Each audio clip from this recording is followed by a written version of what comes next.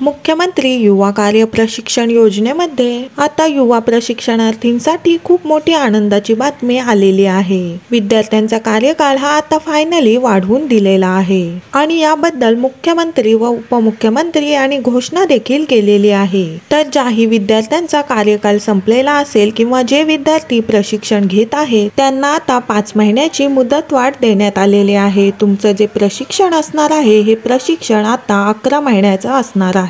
तर ज्यांचाही कार्यकाळ 6 महिने पूर्ण झालेला असेल तर त्या विद्यार्थ्यांना परत 5 महिन्याचं एक्सटेन्शन आता मिळणार आहे। अजून ते विद्यार्थी तिथे 5 महिने काम करू शकतात, म्हणजे अप्रेंटिसशिप करू शकतात। आणि मुख्यमंत्री व उपमुख्यमंत्री यांनी असंही सांगितलंय की ही जी योजना आहे ही प्रशिक्षण योजना आहे। प्रशिक्षण योजना असल्यामुळे आता यामध्ये पुढे एक्सटेन्शन मागायचं नाही किंवा मुदत वाढवून मिळणार नाही। सरकारकडून तुम्हाला जे सर्टिफिकेट मिळेल ते सर्टिफिकेट विद्यार्थ्यांना नोकरी मिळवताना फायद्याचे ठरणार आहे, हे सुद्धा त्यांनी सांगितलेले आहे। तर आता युवा प्रशिक्षणासाठी 11 महिन्याचा कालावधी झालेला आहे। याबद्दलचा GR देखील आता 1 ते 2 दिवसात येणार आहे। संपूर्ण अपडेट आपल्या समोर आता उपलब्ध होईल आणि यामध्ये जर तुमचा कार्यकाळ संपला असेल तर तुम्हाला सुद्धा आता यामध्ये 5 महिन्याचं एक्सटेन्शन मिळालेलं आहे आणि तुमचं 11 महिन्याचं प्रशिक्षण संपल्यानंतर नवीन जे विद्यार्थी सिलेक्ट केले जाणार आहेत त्यांना डायरेक्टली 11 महिन्यासाठी हे प्रशिक्षण लागू केले जाणार आहे।